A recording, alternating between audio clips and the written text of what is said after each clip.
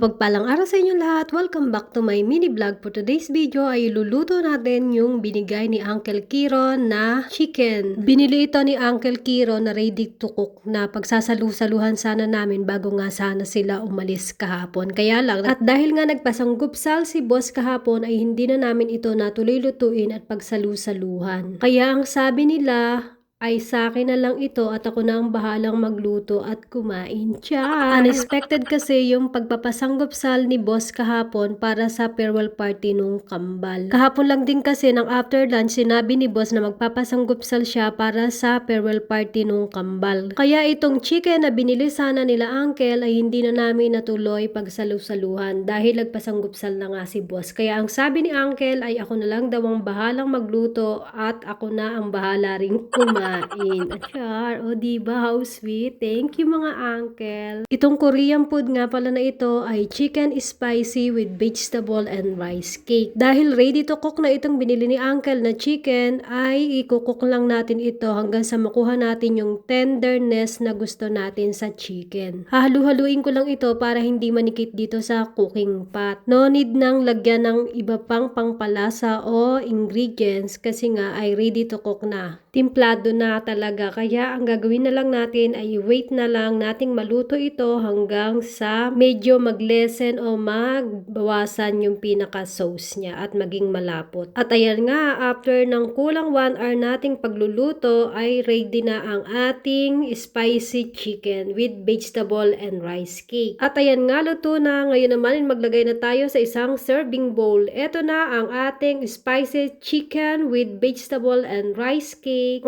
Smell good and look yummy. O tara na, tikman na natin. O sa mga hindi pa nagdi-dinner o naghahapunan dyan, tara na, sabayan nyo na akong kumain at ready na ang aking chicken spicy Korean food. Salamat dito mga uncle sa food na binigay nyo sa akin. Sayang nga lang at hindi ko na kayo kasalo sa pagkain ko ng food na ito. Yummy pa naman. Mas magiging yummy at enjoyable sana ang pagkain ko nito kung kasabay ko kayo o kasama ko kayong kakain ito. Kaya muli, thank you mga uncle dito sa food na ibinigay nyo sa akin. Wish next time ay makasama ko ulit kayong kumain para naman makapagkwentuhan at joke time na naman ulit tayo. Makakamiss kaya yung banding natin. Ang hilig nyo kasi magpatawa. Talaga kayong dalawa ay sobrang joker. Yung time na kapag kayo ang kasama ko sa work ay hindi mo napapansin na patapos na pala ang maghapon at tapos na ang isang araw ng trabaho. Miss you mga uncle. God bless. O paano, hanggang dito na lamang muna. Thank you for watching. Till to my next video. God bless. Bye!